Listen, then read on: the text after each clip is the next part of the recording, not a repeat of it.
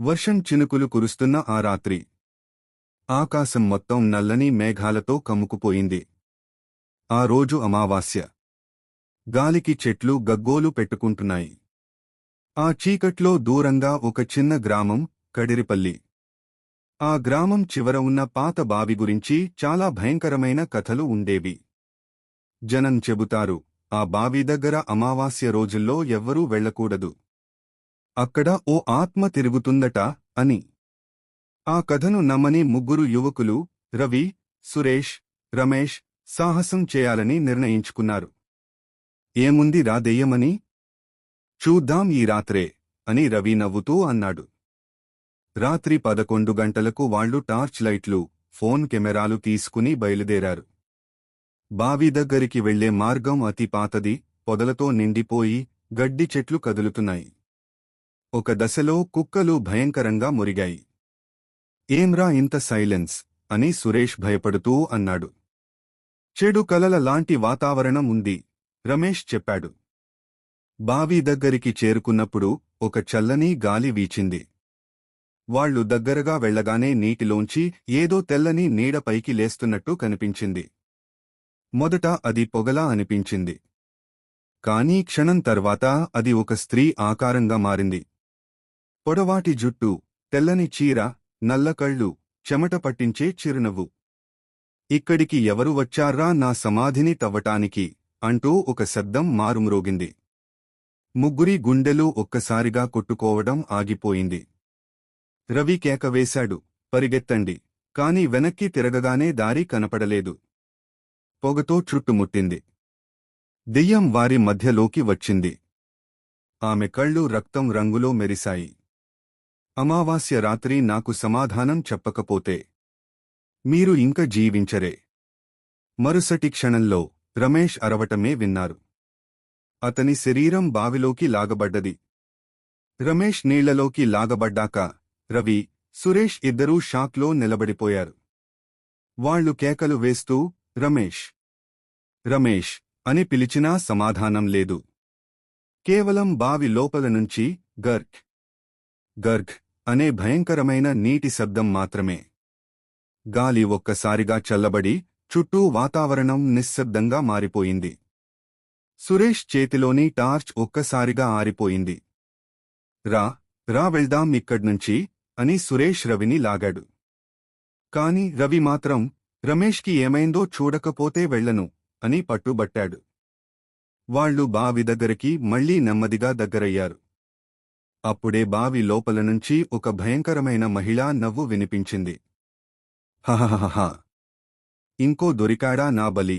వాళ్లు వెనక్కి తగ్గడానికి ప్రయత్నిస్తుండగా బావి లోపలనుంచి రమేష్ శబ్దం వచ్చింది.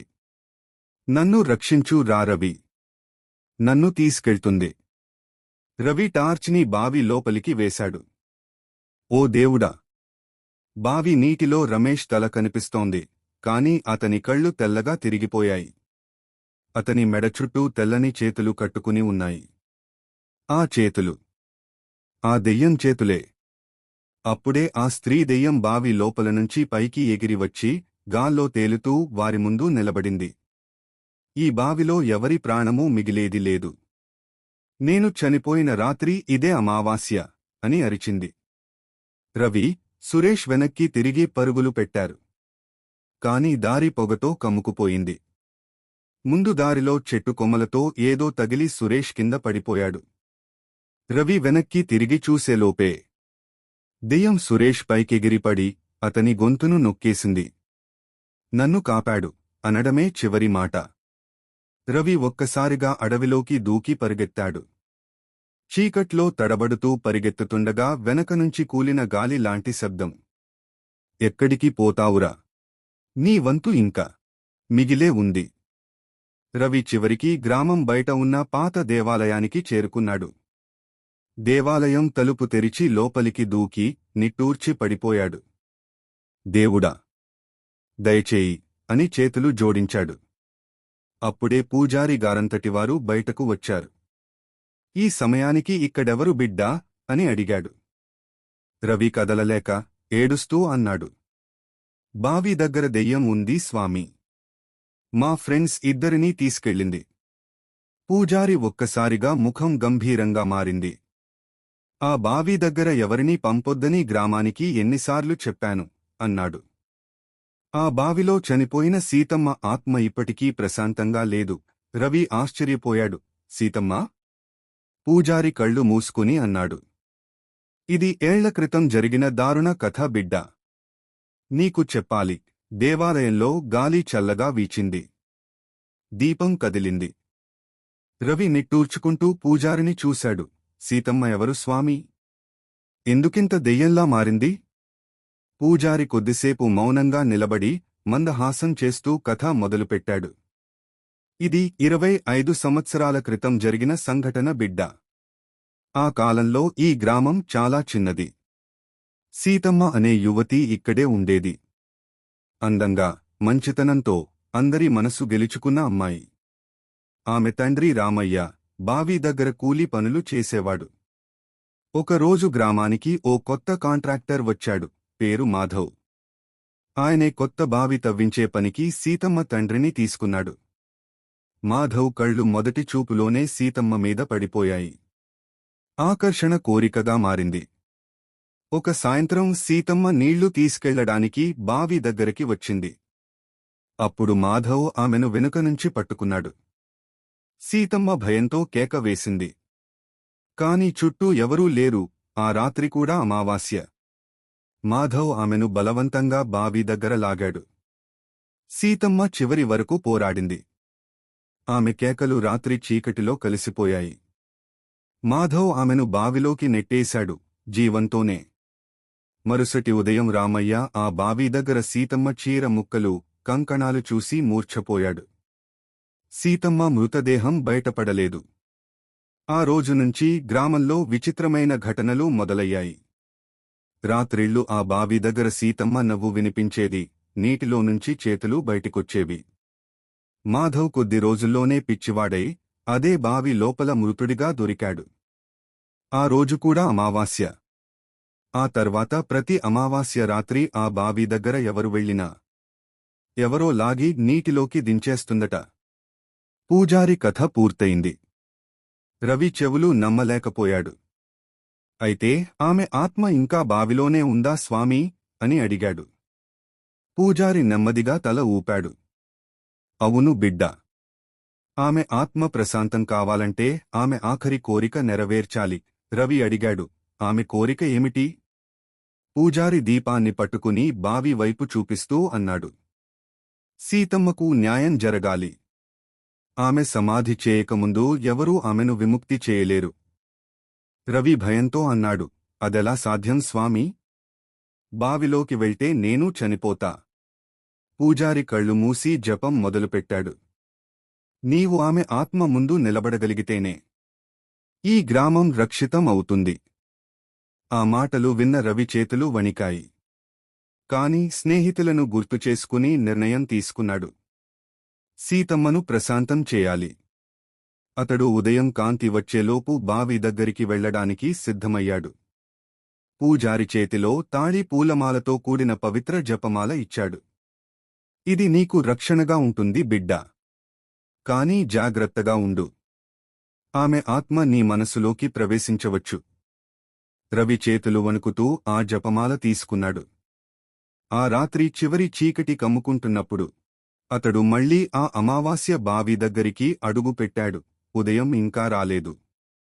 చీకటి కమ్ముకున్న రాత్రి, గాలికి చెట్లు గగ్గోలు పెడుతున్నాయి.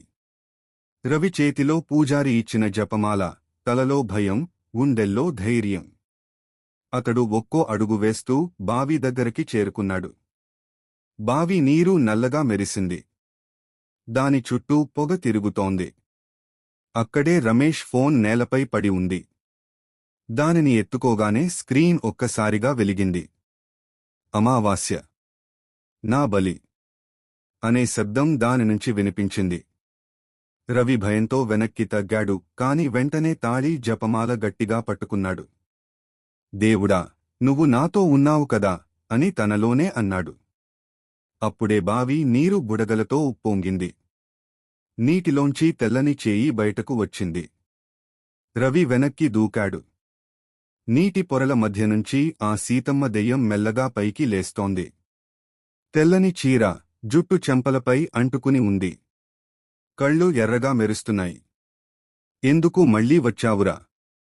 నీ ప్రాణం విలువ తెలియదా? అని ఆత్మ గంభీర స్వరంలో అరిచింది. రవి గుండె కొట్టుకోవడమే వినిపిస్తోంది. అతడు గట్టిగా అన్నాడు, సీతమ్మ, నీకు న్యాయం చేయడానికి వచ్చాను. నిన్ను మాధవ్ చంపాడు. ఆ పాపం ఎప్పటికీ పోదు. దెయ్యం ఒక్కసారిగా నిశ్శబ్దమైంది. ఎవరిచ్చిన మాట అది? అని అడిగింది. రవి జపమాల పైకెత్తి చూపాడు. పూజారిగారు చెప్పారు. నీకు విముక్తి కావాలంటే నీ ఆఖరి కోరిక నెరవేరాలి. సీతమ్మ కళ్లలో కన్నీళ్లు మెరుస్తున్నట్టు కనిపించాయి. నా శవం ఇంకా ఈ బావిలోనే ఉంది. దానిని వెలికి తీసి పూజ చేయాలి. అప్పుడు నేను ప్రశాంతం అవుతాను. రవి కాళ్లు వణుకుతున్నా ధైర్యంగా బావి లోపలికి తాడు వేసి దిగడం ప్రారంభించాడు. నీరు చల్లగా ఉంది, లోతు తెలియదు. దీపం పట్టుకుని కిందకు చూస్తుంటే ఒక మూలలో ముక్కలుగా ఉన్న చీర, ఎముకలు, కంకణాలు కనిపించాయి. ఇవి నీవేనా సీతమ్మా? అని రవి అడిగాడు. ఒక మృదువైన శబ్దం, అవును బిడ్డా. రవి ఆ అవశేషాలను జాగ్రత్తగా పైకి తీసుకువచ్చాడు.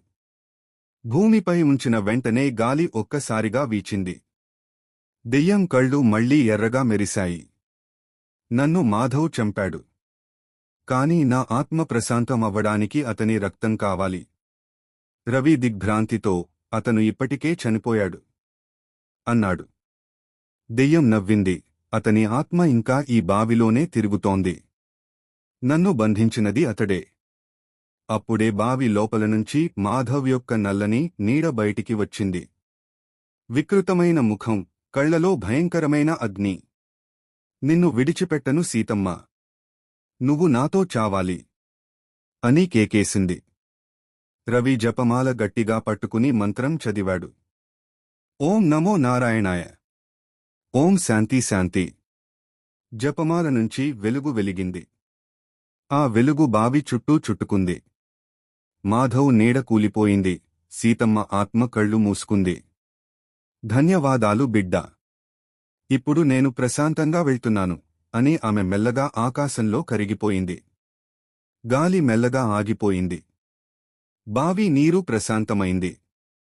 రవి నేలపై కూర్చుని కన్నీళ్లతో అన్నాడు, సీతమ్మ, నీకు న్యాయం జరిగింది. రవి నేలపై కూర్చుని ఊపిరి పీల్చుకున్నాడు.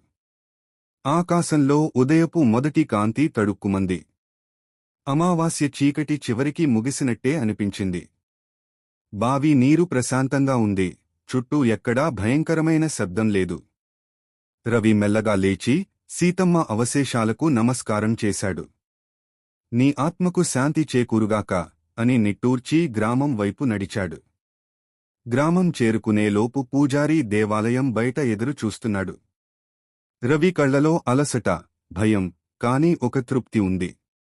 స్వామీ, సీతమ్మ ఆత్మ ప్రశాంతమైంది. ఆమెను విముక్తి చేశాను అని అన్నాడు. పూజారి చిరునవ్వు చిందించాడు.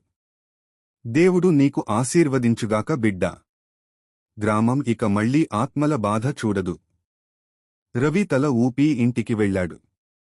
రాత్రంతా నిద్రలేని శరీరం అలసిపోయింది. పడకపై పడి కన్ను మూశాడు. రాత్రి 12 గంటలు. గాలి మెల్లగా కదిలింది. కిటికీ తెరలు ఊగుతున్నాయి. రవి ఒక్కసారిగా లేచాడు. వెంట్రుకలు నిటారుగా లేచిపోయాయి, ఎందుకంటే గదిలోంచి ఒక స్త్రీ నవ్వు వినిపించింది. హహహహ. అది సీతమ్మ స్వరమే. రవి భయంతో వెనక్కి చూశాడు. గదిలో మూలలో తెల్లని చీరలో స్త్రీ నిలబడి ఉంది. ఆమె ముఖం సగం నీడలో ఉంది. నన్ను నువ్వు విముక్తి చేశావనుకున్నావా రవి? అని ఆమె మృదువుగా, కాని గంభీరంగా అంది. రవి నిశ్శబ్దంగా నిలబడి అన్నాడు, సీతమ్మ, నువ్వు ప్రశాంతం అయ్యావు కదా? ఆమె నెమ్మదిగా ముందుకు వచ్చింది. నేను ప్రశాంతం అయ్యాను. కాని నా ఆత్మని బంధించిన శాపం నీ చేతిలోకి వచ్చింది.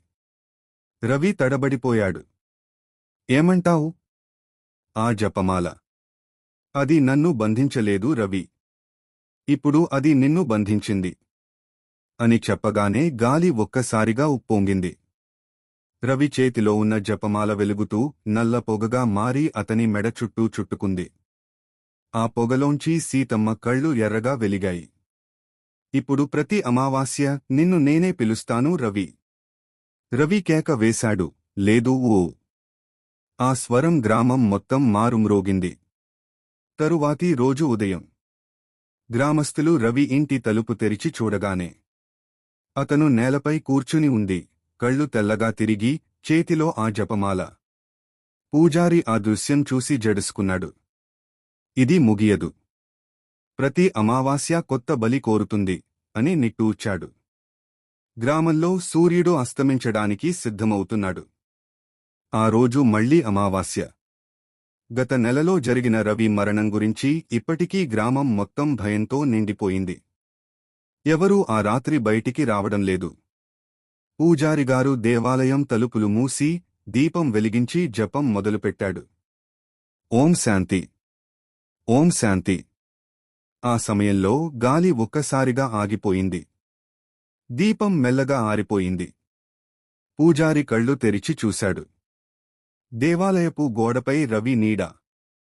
ఇది ఎలా సాధ్యం అని గుసగుసలాడాడు. ఆ నీడ క్రమంగా రూపం దాల్చింది.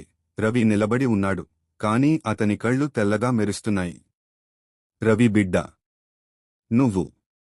నువ్వు తిరిగి వచ్చావా అని పూజారి అడిగాడు. రవి నెమ్మదిగా నవ్వాడు. అవును స్వామీ. కాని నేనిప్పుడు రవి కాదు. ఆ శబ్దం రవిది కాదు, సీతమ్మది. ఇప్పుడా బంధం మారింది స్వామీ. నేను రవిలో ఉన్నాను అని ఆమె దెయ్యంలా నవ్వింది. పూజారి వెనక్కి తగ్గాడు. సీతమ్మ, నీవు న్యాయం పొందావు. ఇంకెందుకు ఈ శాపం? ఆమె ముఖం వక్రీభవించింది. నాకు న్యాయం జరిగిందా స్వామీ? నా చావుకు కారణమైన మాధవ్ కుటుంబం ఇంకా జీవిస్తోంది. వాళ్లు పాపం చేసినా భయపడి కూడా లేరు. ఇప్పుడా పాపానికి మూల్యాన్ని వారి రక్తంతో తుడిచేస్తాను. రవి శరీరం ఒక్కసారిగా కదిలి బాహ్యంగా సాధారణంగా కనిపించగా కళ్ళు మాత్రం అగ్నిలా మెరిశాయి. అతను దేవాలయం బయటికి నడవడం మొదలుపెట్టాడు. రవి, ఆత్మకు లొంగిపోవద్దు అని పూజారి వెనకనుంచి కేకవేశాడు. కాని రవి వినలేదు. ఆ రాత్రి 11 గంటలు. మాధవ్ ఇంటి వారసులు ఇప్పటికీ ఆ గ్రామంలోనే ఉన్నారు. పెద్ద కొడుకు సుధాకర్, అతని భార్య లత, చిన్న పిల్లవాడు రఘు. ఇంట్లో విద్యుత్ పోయింది. లత కిటికీ మూసేందుకు వెళ్ళింది. గాలి ఒక్కసారిగా తగిలింది. ఆమె వెనక్కి తిరిగి చూసింది. రవి తలుపు వద్ద నిలబడి ఉన్నాడు. రవిగారు, మీరు ఇంత రాత్రి? రవి నెమ్మదిగా ముందుకు వచ్చాడు. మీ ఇంట్లో ఎవరు ఉన్నారు? లత భయపడి, మా భర్త, మా బాబు అని అంది. బాగుంది. వారిని పిలువు అని రవి అన్నాడు. ఆ స్వరం వినగానే లత గుండె బరువైపోయింది. ఆమె వెనక్కి తిరగగానే తలుపు స్వయంగా మూసుకుపోయింది. పొగలాంటి చీకటి గదిని నింపింది. ఆ పొగలోంచి సీతమ్మ ముఖం వెలుగుతూ కనిపించింది. మాధవ్ కుటుంబం, నీ పాపానికి ముగింపు సమయం వచ్చింది. లత కేక వేసింది. సుధాకర్పై అంతస్తు నుంచి కిందకు పరిగెత్తాడు. కాని రవి అప్పటికే తన చేతిని ముందుకు చాపి గాలి లోపలనుంచి ఆత్మశక్తితో అతన్ని గోడకి కొట్టేశాడు. నా ప్రాణం తీసిన నీ తండ్రి పాపం ఇప్పుడు నీలో ముగుస్తుంది. సుధాకర్ నేలపై పడిపోయాడు. రక్తం నోటినుంచి రావడం మొదలైంది. లత ఏడుస్తూ, దయచేయి, మా బిడ్డకి ఏం చేయొద్దు అని కాళ్లపై పడింది. సీతమ్మ స్వరం మెల్లగా మానవత్వంతో నిండింది. బిడ్డకు పాపం లేదు. కాని ఈ వంశం మళ్లీ బావి వద్దకు రాకూడదు అని చెప్పి రవి కళ్ళు మూసుకున్నాడు. తరువాత కళ్ళు తెరిచేలోపు సీతమ్మ ఆత్మ బయటకు వచ్చి గాల్లో కలిసిపోయింది. రవి నేలపై కూలిపోయాడు. ఉదయం. రవి నిద్రలేచాడు. తల నొప్పిగా ఉంది. పూజారి పక్కనే కూర్చున్నాడు. ఇది అంతా ఒక కలలా అనిపిస్తోంది స్వామీ అన్నాడు రవి. పూజారి మెల్లగా అన్నాడు. అది కల కాదు బిడ్డా. నిన్ను వదిలి సీతమ్మ వెళ్ళిపోయింది. కాని ఈ గ్రామంలో ఇక ఎవరూ ఆ బావి దగ్గరికి రారు. రవి కిటికీ వైపు చూశాడు. దూరంగా బావి నీరు మెరిసింది, ప్రశాంతంగా. కాని క్షణం తర్వాత ఆ నీటిలో ఒక తెల్లని చేతి మెరుస్తూ మళ్లీ లోపలికి లాగబడింది. రవి గ్రామంలో ప్రశాంతంగా జీవించడం మొదలుపెట్టాడు. ఆ భయంకరమైన రాత్రులు అతని జ్ఞాపకాలలో మిగిలినా ఇప్పుడు అన్నీ నిశ్శబ్దంగా ఉన్నాయి. సీతమ్మ ఆత్మశాంతి పొందిందని పూజారి చెప్పిన తర్వాత గ్రామస్థులు కూడా కొంత నమ్మకం తెచ్చుకున్నారు. కాని 3 నెలలు గడిచిన తర్వాత గ్రామంలో కొత్త ఘటనలు మొదలయ్యాయి. ప్రతి అమావాస్య రాత్రి బావి దగ్గర నుంచి పిల్లల ఏడుపు వినిపిస్తోంది. మొదట జనం దాన్ని గాలికి సంబంధించిన శబ్దమని అనుకున్నారు, కాని తర్వాత పరిస్థితి భయంకరంగా మారింది. ఒకరోజు ఉదయం బావి దగ్గర పూజారి గారి సహాయకుడు రాఘవ్ మృతదేహం దొరికింది. అతని కళ్ళు తెల్లగా తిరిగి ఉన్నాయి, చేతిలో బావి నీరు పట్టుకున్నట్టు గట్టిగా బిగించుకున్నాడు. పూజారి ముఖం గంభీరమైంది. ఇది సీతమ్మ కాదు, ఇది ఇంకొక ఆత్మ అని అన్నాడు. రవి ఆశ్చర్యపోయాడు. ఇంకో ఆత్మ? అంటే బావిలో ఇంకెవరైనా చనిపోయారా? పూజారి నిట్టూర్చాడు. ఆ బావి తవ్వేటప్పుడు మాధవ్ కూలీలను బంధించి కూలీ చెల్లించకుండా వారిని నీటిలో నెట్టేశాడు. ఆ పాపం వల్ల బావిలో 7 ఆత్మలు బంధించబడ్డాయి. సీతమ్మ వారిలో ఒకరు మాత్రమే. రవి గుండె దడదడలాడింది. మిగతా ఆత్మలు ఇప్పుడు బయటకి వస్తున్నాయా? పూజారి నెమ్మదిగా తల ఊపాడు. అవును బిడ్డా. సీతమ్మ విముక్తి పొందిన వెంటనే మిగతా ఆత్మలు బంధనాల నుంచి బయటపడటం మొదలుపెట్టాయి. అదే రాత్రి రవి తన ఇంట్లో నిద్రిస్తున్నాడు. గాలి తాకిడికి కిటికీ కదిలింది. చీకటిలో ఏమో కదులుతోంది అని అతను ఆలోచించాడు. అప్పుడే కిటికీ దగ్గర ఒక నీడ కనిపించింది. చిన్న పిల్లాడి ఆకారం. తల వంచి చేతిలో బొమ్మ పట్టుకుని ఉంది. ఎవరు నువ్వు అని రవి అడిగాడు. పిల్లాడు తల ఎత్తాడు. కళ్ళు లేవు, రక్తం కిందికి కారుతోంది. నన్ను మాధవ్ చంపాడు అన్నా అని మృదువైన స్వరంతో అన్నాడు. రవి వెనక్కి తగ్గాడు, కాని ఆ పిల్లాడు మాయమైపోయాడు. అప్పుడే గదిలో బొమ్మ తానే కదిలి నేల మీద పడింది. టక్ టక్. ఆ శబ్దం బావి దిశలోంచి వినిపించసాగింది. రవి బయటకి వచ్చి చూశాడు. బావి చుట్టూ పొగ తిరుగుతోంది.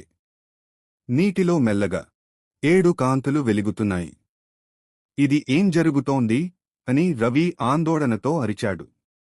అప్పుడు బావి లోపలనుంచి ఒక మగ స్వరం వినిపించింది. మాధవ్ పాపం పూర్తిగా తుడవబడలేదు రవి. నీవు ఆ బావి మూసివేయకపోతే ఈ గ్రామం నిలబడదు. రవి పూజారి దగ్గరికి పరుగెత్తాడు. స్వామీ, ఆత్మలు మళ్లీ మేల్కొంటున్నాయి. పూజారి భయంతో అన్నాడు. ఇప్పుడు దెయ్యం శాంతి కాదు బిడ్డా, ఇది ప్రతీకారం. బావి మూసివేయడం ఒక్క మార్గం. కాని దానికి ముందు ఆ ఆత్మలు నిన్ను పరీక్షిస్తాయి. రవి కళ్ళు మూసుకున్నాడు. ఏం పరీక్ష? పూజారి దీపం ఎత్తి చూపించాడు. ప్రతి అమావాస్య రాత్రి ఒక ఆత్మ నీ ముందుకొస్తుంది. నువ్వు వారి బాధను తెలుసుకుని వారికి శాంతి కలిగించాలి. లేదంటే నీవు కూడా బావి నీడలో కలిసిపోతావు. ఆ రాత్రి ఆకాశం మబ్బులతో నిండిపోయింది. చంద్రుడు కనబడకుండా గాలి మృదువుగా గుసగుసలాడుతోంది. రవి పూజారి చెప్పిన మాటలు గుర్తుచేసుకుంటూ బావి దగ్గర దీపం వెలిగించి కూర్చున్నాడు. ప్రతి అమావాస్య ఒక ఆత్మ వస్తుంది. అతని మనసు గబగబలాడుతోంది. బావి నీటిలో ప్రతిబింబం కనిపిస్తోంది. ఒక్కసారిగా నీరు కదిలింది. రవి లేచి దగ్గరికి వెళ్లి చూశాడు. నీటిలోనుంచి చిన్న బొమ్మ తేలివచ్చింది. అదే పిల్లవాడి బొమ్మ. రవి ఆ బొమ్మ తీసుకునేలోపే చల్లని గాలి దూసుకొచ్చింది. అన్నా అని ఒక స్వరం వెనుక నుంచి వినిపించింది. రవి నెమ్మదిగా తిరిగి చూశాడు. ఒక చిన్న పిల్లాడు పాత చీర ముక్కలు కప్పుకుని తల నుండి నీరు కారుస్తూ నిలబడి ఉన్నాడు. కళ్ళు మసకగా, ముఖంలో దుఃఖం, కాని స్వరం అమాయకంగా ఉంది. నువ్వెవ్వడివి బాబూ అని రవి అడిగాడు. నేను కార్తిక్. మాధవ్ నన్ను బావిలో నెట్టేశాడు. నేను నీళ్లు తాగాలనుకున్నా, కాని అతడు కూలీలందరినీ ఇక్కడే బంధించాడు. రవి కంగారు పడ్డాడు. అయితే నీ ఆత్మ ఎందుకు బయటికి రాలేదు? కార్తిక్ చెప్పాడు. అమ్మ నన్ను వెతుక్కుంటూ వచ్చి ఇక్కడే చనిపోయింది. ఆమె ఆత్మ కూడా బావిలో ఉంది అన్నా. మేము బయటికి రావాలనుకున్నప్పుడు మాధవ్ రక్తం చిమ్మిన రాతి మాకు అడ్డుపడింది. రవి దీపాన్ని బావి పక్కన పెట్టి నీటిలోకి చూస్తూ అన్నాడు. నువ్వు శాంతి పొందాలి బాబూ. నేనేం చేయాలి చెప్పు? కార్తిక్ కళ్లలో కన్నీళ్లు మెరిశాయి. నా అమ్మ ఫోటో ఇంకా పాత మాధవ్ ఇంట్లో ఉంది. ఆ ఫోటోని తీసుకుని బావి దగ్గర ఉంచి ఈ బొమ్మతో పాటు దీపం వెలిగించు. అప్పుడు మేము విముక్తి పొందుతాం. రవి వెంటనే ఆ పాత మాధవ్ ఇంటి వైపు నడిచాడు. ఇంటి తలుపులు తానే తెరుచుకున్నాయి. లోపల జాలిపడ్డ చెక్క ఫోటో ఫ్రేమ్ ఉంది. అందులో ఒక మహిళ, స్మితంగా నవ్వుతున్న ముఖం. ఫోటో వెనుక రక్తపు మరకలు ఉన్నాయి. రవి ఆ ఫోటో తీసుకుని బావి దగ్గరికి పరిగెత్తాడు. ఫోటోని బొమ్మ పక్కన ఉంచి దీపం వెలిగించాడు. అప్పుడు బావి నీరు నీలంగా మెరిసింది. పిల్లవాడు నవ్వాడు. ధన్యవాదాలు అన్నా. ఆ తర్వాత పిల్లవాడి ఆకారం మెల్లగా వెలుగులో కలిసిపోయింది. గాలిలో తల్లి స్వరం వినిపించింది. నా బిడ్డతో కలవనిచ్చినందుకు ధన్యవాదాలు రవి. అతని ముందు 2 కాంతి బిందువులు ఆకాశంలోకి ఎగసిపోయాయి. బావి నీరు నిశ్శబ్దమైంది. రవి ఊపిరి పీల్చుకున్నాడు. ఇప్పుడు ఒక ఆత్మకు శాంతి లభించింది. మరిన్ని 6 మిగిలాయి. పూజారి దగ్గరికి వెళ్ళి అన్నాడు. స్వామీ, మొదటి ఆత్మకు శాంతి ఇచ్చాను. పూజారి కళ్ళు మూసి ప్రార్థన చేశాడు.